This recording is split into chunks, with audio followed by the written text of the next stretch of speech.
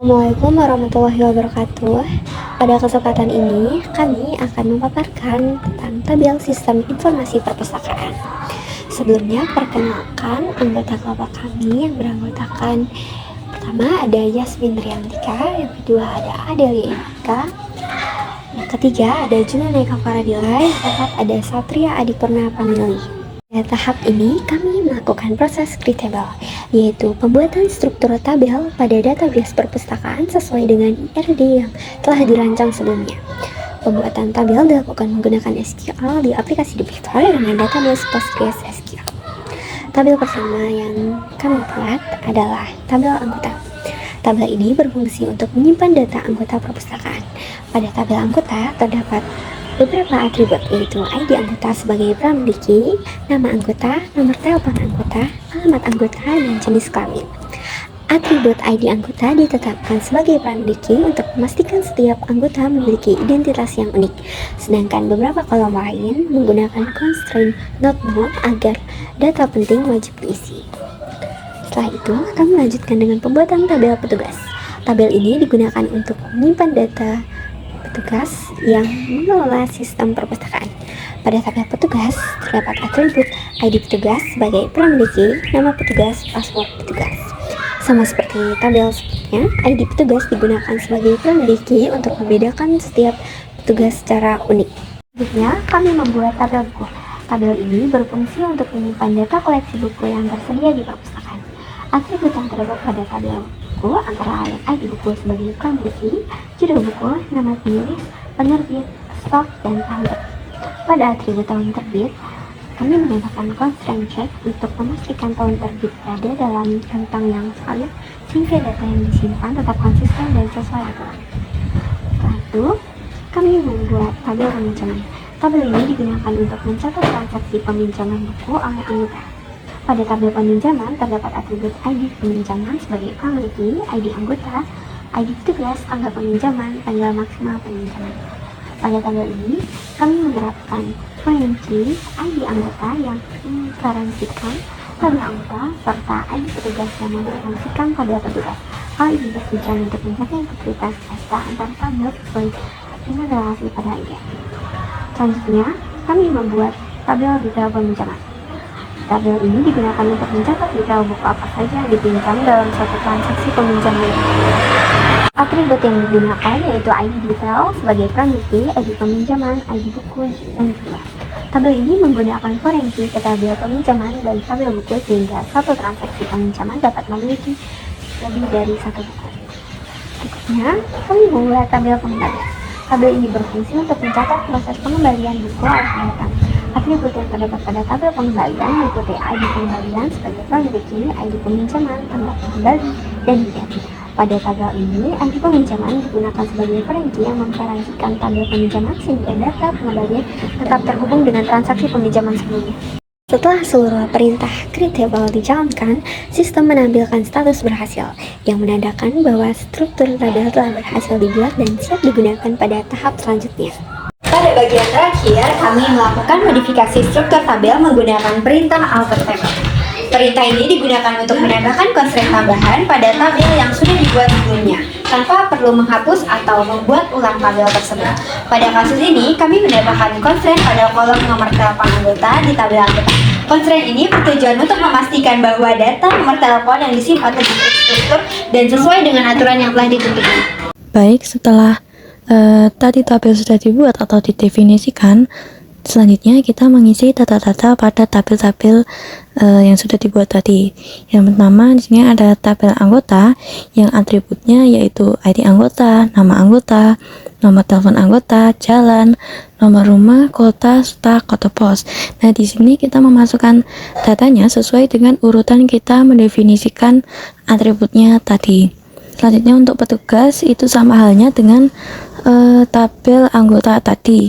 Di sini ada ID petugas, nama petugas, nomor telepon petugas, tabel buku, tabel peminjaman, serta tabel detail peminjaman dan pengembalian. Di sini bisa kita running dengan mengeblok insert into anggota hingga data terakhir menggunakan ctrl enter. Nah, di sini sudah menunjukkan kalau datanya sudah masuk ya. Lalu kita bisa membuka tabelnya dari sini. Nah, di sini sudah terlihat jika data-datanya sudah masuk ke dalam tabel. Mungkin lanjut ke tabel petugas. Sini juga sudah menunjukkan berhasil menginput data. Nah, bisa dilihat di sini sudah terinput datanya. Lanjut ke tabel buku.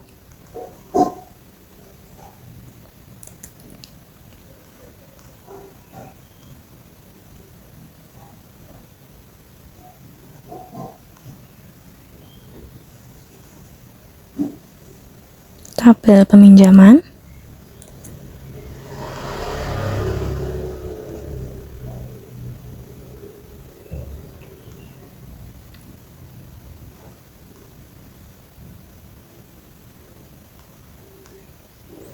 Tabel detail peminjaman.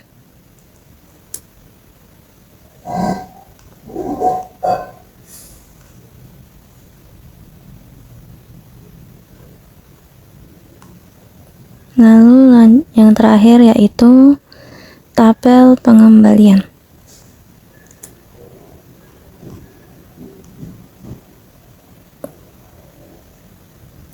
Nah, di sini hanya ada 6 tabel karena 2 peminjaman itu masih belum dikembalikan, begitu. Setelah query insert itu ada query select, yang mana query select itu digunakan untuk menampilkan data dari database yang ingin kita lihat tanpa mengubah data aslinya. Query yang pertama itu digunakan untuk mencari anggota yang paling rajin atau paling sering meminjam buku. Nah, data tersebut itu diperoleh dari penggabungan antara tabel anggota, tabel peminjaman, tabel detail peminjaman, tabel buku, serta tabel petugas dengan menggunakan perintah join. Kemudian subquery pada bagian where itu digunakan untuk menghitung jumlah peminjaman setiap anggota. Perintah group by ID underscore anggota itu digunakan untuk mengelompokkan peminjaman berdasarkan anggota. Lalu ada count dalam kurung ID underscore peminjaman itu digunakan untuk menghitung berapa kali setiap anggota meminjam buku. Setelah itu ada order by count dash itu digunakan untuk mengurutkan dari yang paling sering meminjam buku. Dan yang terakhir itu ada limit 1 itu digunakan untuk mengambil satu anggota paling atas atau yang paling sering meminjam buku. Hasil dari subquery ini dipakai di query utama untuk menampilkan data peminjaman anggota tersebut, yang mana yang dapat kita lihat dari hasil query ini akan memunculkan nama anggota, judul buku, detail peminjaman, dan nama petugas. Selanjutnya, query select yang kedua itu digunakan untuk menampilkan data peminjaman buku yang belum dikembalikan. Hasil query ini akan menampilkan nama anggota, judul buku yang dipinjam, tanggal peminjaman, tanggal maksimal peminjaman, serta nama petugas yang melayani saat transaksi peminjaman. Data tersebut diambil dengan menggabungkan tabel peminjaman, anggota, detail peminjaman, buku, dan petugas menggunakan perintah join. Sementara tabel pengembalian itu digabungkan dengan menggunakan left join untuk mendeteksi apakah suatu peminjaman sudah dikembalikan atau belum.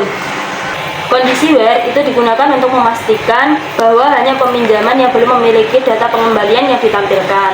Sehingga dari kondisi where di query select yang kedua ini itu ID pengembaliannya dari tabel pengembalian itu tidak ada nilainya atau is null. Maka dari itu sehingga query ini berguna untuk memantau buku yang masih dipinjam oleh anggota.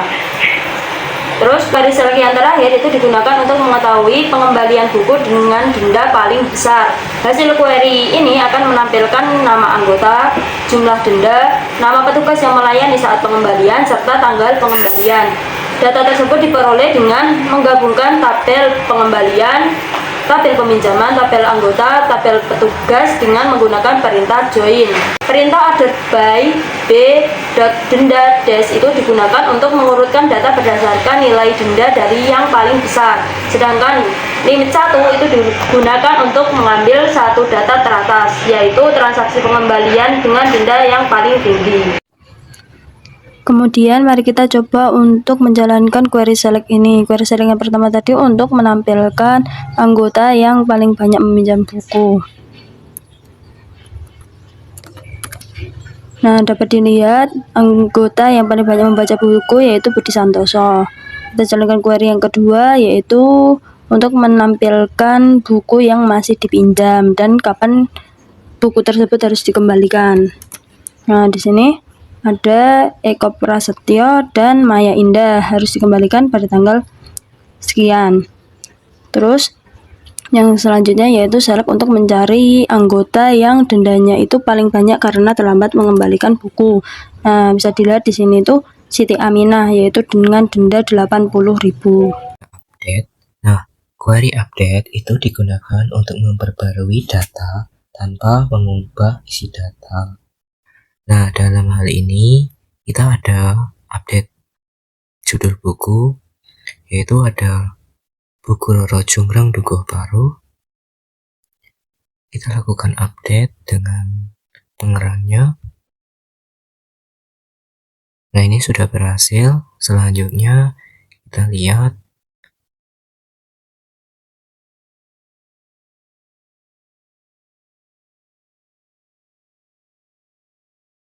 update buku Roro Jonggrang sudah ada dalam tabelnya. Yang selanjutnya ada update petugas, di mana kita punya set nama petugas itu Ahmad admin Eskom dengan ID petugas yaitu P0001. Kita run, sudah berhasil. Selanjutnya kita panggil kembali.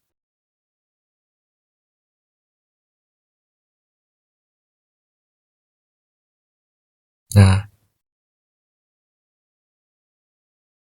nama petugas dengan petugas Ahmad admin Eskom sudah terupdate sehingga ia muncul pada baris paling bawah. Yang selanjutnya ada query delete. Delete itu digunakan untuk menghapus baris secara permanen.